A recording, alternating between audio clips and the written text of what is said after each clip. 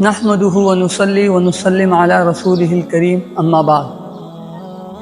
میرے انتہائی واجب الاحترام معزز دوست و بزرگوں، آج ہم جس عنوان پہ گفتگو کرنے لگے ہیں وہ ہے کہ آیا قبروں کے اوپر پھول چڑھانا جائز ہے یا نہیں،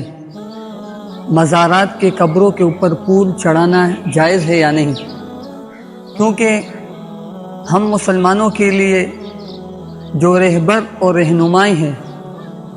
وہ یا قرآن سے ملے گی یا حدیث سے ملے گی،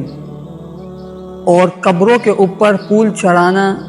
نہ قرآن سے ثابت ہے نہ حضور صلی اللہ علیہ وسلم کے احادیث سے ثابت ہے۔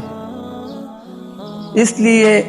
کہ یہ نہ قرآن سے ثابت ہے نہ حدیث سے ثابت ہے،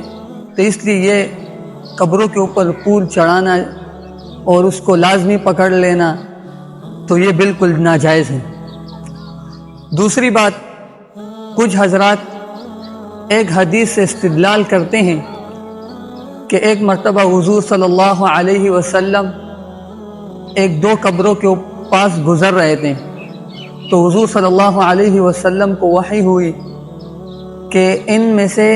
دو یا ایک قبر کو عذاب ہو رہا ہے، تو حضور صلی اللہ علیہ وسلم نے کھجور کی ٹہنی کاٹ کر اس قبر کے اوپر لگا دی، تو حضور نے فرمایا کہ جب تک یہ سبز رہے گی تو اس قبر کے اوپر جو عذاب ہے وہ کم ہوتا رہے گا۔ تو جو لوگ قبروں کے اوپر پھول چڑھانا جائز سمجھتے ہیں وہ کہتے ہیں کہ جس طرح حضور صلی اللہ علیہ وسلم نے وہاں پہ کھجور کی ٹہنی کو قبر کے اوپر لگایا تھا، کیونکہ قبر کا عذاب ہٹ گیا اس ٹہنی کی وجہ سے، تو وہ کہتے ہیں کہ اس قبر کے اوپر جو ہم پھول چڑھاتے ہیں تو ہماری نیت بھی یہی ہوتی ہے کہ جو حضور نے وہ درخت کی ٹہنی لگائی تو ہم بھی پھول چڑھاتے ہیں۔ سب سے پہلے بات یہ ہے کہ جو قبر کے اوپر عذاب ہو رہا تھا وہ حضور صلی اللہ علیہ وسلم نے خود دیکھا تھا کہ ان کی قبر کو عذاب ہو رہا ہے۔ کیا تمہارے جو مردے ہیں جن کو آپ نے دفن کیا ہے، کیا آپ کا یہ ضمیر گوارا کرتے ہیں کہ ان کے قبر کو عذاب ہو رہا ہے؟ آپ مسلمان ہیں، مسلمان سمجھتے ہیں اپنے آپ کو، پھر یہ کیوں دل میں سمجھتے ہیں کہ قبر میں عذاب ہو رہا ہے؟ اس لیے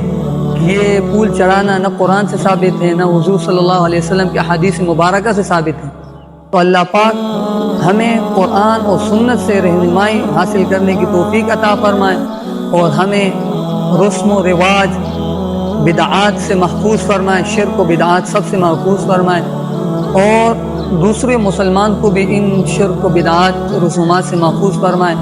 اللہ تعالی ہم سب کو ان باتوں پر عمل کرنے کی توفیق عطا فرمائے۔ وآخر دعوانا ان الحمد للہ رب العالمین۔